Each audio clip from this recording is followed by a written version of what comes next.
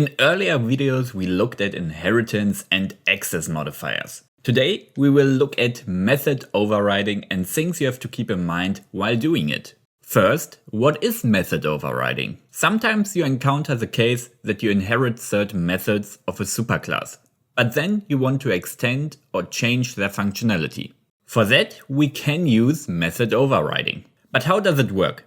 Basically it's pretty easy, but there are a few steps involved. Let's tackle them step by step. First, when you declare a method in your base class and know that child classes can and should override a method, you have to add the virtual keyword in front of the method. This basically indicates that the method can be overridden by child classes.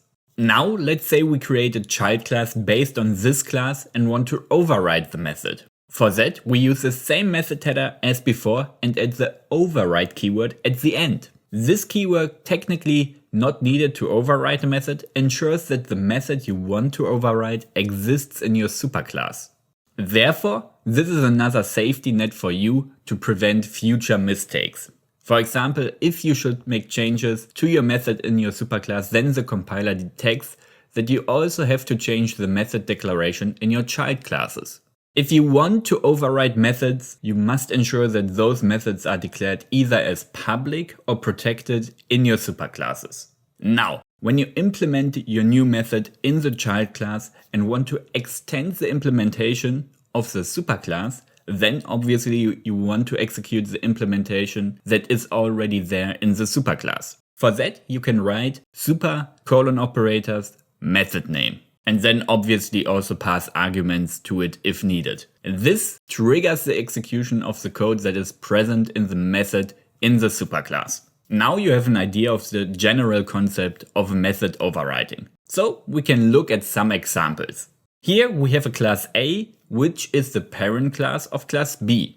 It provides a method, a log class, in which we log the current class of the instance. We declare it as virtual and mark it as override in the child class. Now in the implementation for class A, we log we are in class A. And for class B, we log we are in class B. But also we add the super log class call.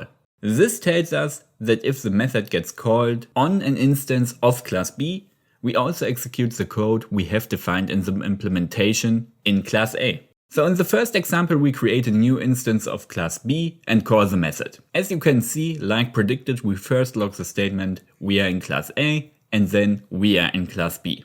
Next, if we cast the instance of class B to a class A instance, so basically changing its type, you will see that we still log both statements. This happens because we are using the virtual and override keyword. Now, let's say I remove the override keyword. There you will see that I won't get an error that indicates me that the method I want to override does not exist, for example, if I remove it in class A. But let's assume the method exists in both classes and now I remove the virtual keyword.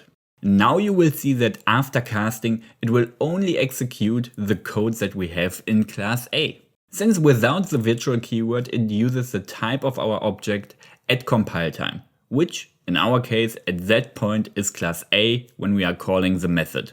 So overriding methods is another tool that allows you to structure your code and keep more general code in the superclasses and extend it when needed in child classes. Oftentimes you will find yourself overriding the begin play method, since you want to execute something when an actor is spawned into your game. Or the tick method if you want to execute something every frame of the game. For those methods, you should always ensure that you have the supercall in the beginning of your new method to prevent errors. Like always, if you have any questions to overriding methods, feel free to leave them in the comments. Otherwise, see you next time.